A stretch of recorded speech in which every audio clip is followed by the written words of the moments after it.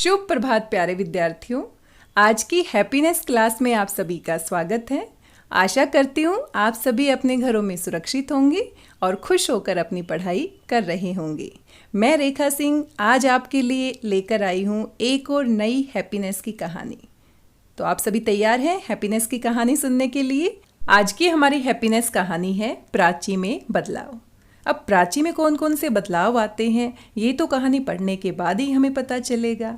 कहानी पढ़ने से पहले प्यारे विद्यार्थियों, हम सभी अपने परिवार से, अपने दोस्तों से, अपने रिश्तेदारों से बहुत प्यार करते हैं और हम उन्हीं के साथ रहना चाहते हैं, उनसे दूर बिल्कुल नहीं जाना चाहते। कभी कभी ऐसा भी होता है जब हमारे परिवार का सदस्य या हमारा कोई मित्र हमसे दूर चला जाता है तो हम बहुत दुखी हो जाते हैं। कभी कभी तो ऐसा भी होता है कि हम उसको याद करके रोने भी लगते हैं। मान लीजिए आपकी मम्मी से आप बहुत प्यार करते हैं।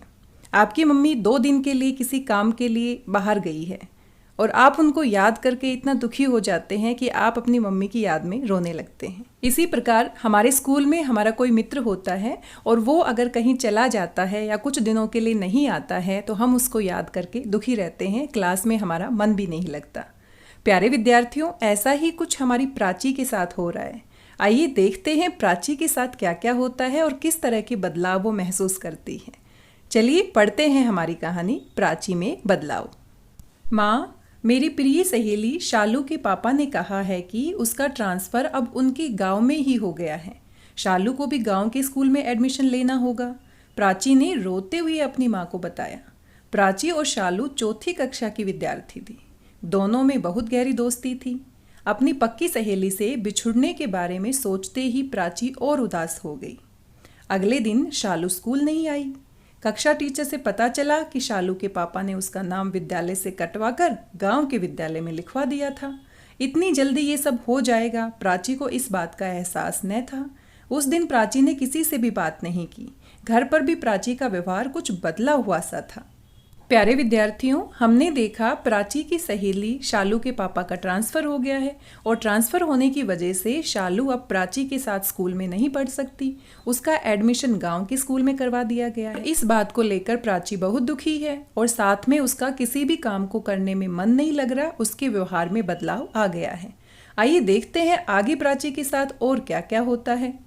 रात को सोने के वक्त जब उसकी माँ ने उसके इस व्यवहार का कारण पूछा तो उसकी आंखें भर आई। आंखें भर आना यानी भावुक होना। और वह माँ के गले से लगकर सुबक सुबक कर कहने लगी, मेरी प्यारी सहेली शालू, अब मैं उससे कभी नहीं मिल पाऊंगी। वह गांव चली गई है, वहीं पढ़ेगी। क्या हम कुछ नहीं कर सकते? माँ ने उसे समझाया, तुम भी तो अपने दादा दादी से दूर हो, किंतु उनका प्रेम हमेशा तुम्हारे पास है ही। ऐसे ही शालू का प्रेम तुम्हारे साथ हमेशा बना रहेगा।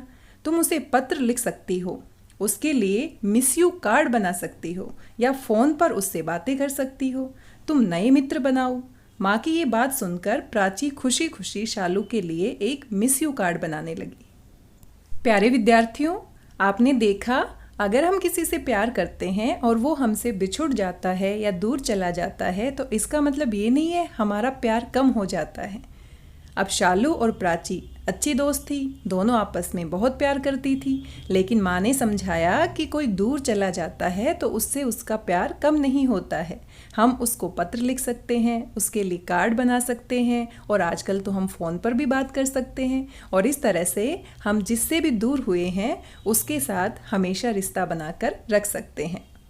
प्यारे विद्यार्थियों, अगर आपके साथ भी प्राची की तरह कुछ ऐसा हुआ है कि आपका कोई दोस्त या आपका कोई रिश्तेदार जिससे आप बहुत प्यार करते थे आपसे दूर चला गया और आपने उसके लिए कोई पत्र लिखा हो या मिस यू कार्ड बनाया हो तो आप मेरे साथ साझा कीजिए। आशा करती हूँ प्यारे विद्यार्थियों कहानी आपको अच्छी लगी होगी और साथ में कहानी के बारे में अपने परिवार के सदस्यों के साथ चर्चा कीजिए। कहानी पढ़ने के बाद अगर आपको भी अपने किसी दोस्त की याद आ गई है जो आपसे दूर है, आपके पास नहीं रहता है, तो आप उसके लिए मिस यू कार्ड बना सकते हैं। आप उसको फ़ोन भी कर सकते हैं और साथ में आप उसको पत्र भी लिख सकते हैं। आप किस तरह से पत्र लिखते हैं और किस तरह से कार्ड बनाते हैं आप बनाकर मेरे साथ साझा कीजिए।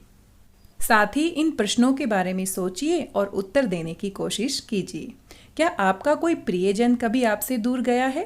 उस समय आपको कैसा लगा और क्यों? साझा करें। आप प्राची की जगह होते तो क्या करते और क्यों करते, हमें बताइए। कहीं दूर जाने पर हमें अपने मित्रों की कमी का एहसास क्यों होता है? क्या हमारे मित्रों को भी हमारी कमी का एहसास होता है? प्यारे विद्यार्थियों, इन सभी प्रश्नों के बारे में सोचिए और क्या आप सोचते हैं, किस तरह के उत्तर आपके दिमाग में आते हैं, सभी को आप मेरे साथ साझा कीजिए। आप मुझे मैसेज कर सकते हैं, आप वॉइस मैसेज रिकॉर्ड कर भेज सकते हैं। आज की हैप्पीनेस क्लास में बस इतना ही। मिलते हैं हैप्पीनेस की अगली क्लास में एक और नई और मज़ेदार कहानी के साथ। तब तक स्वस्थ रहिए, व्यस्त रहिए, मस्त रहिए, खुश रहिए और खुशी के साथ पढ़ते रहिए। मिलते हैं अगली हैप्पीनेस की कहानी के साथ। धन्यवाद सभी का, बहुत बहुत धन्यवाद।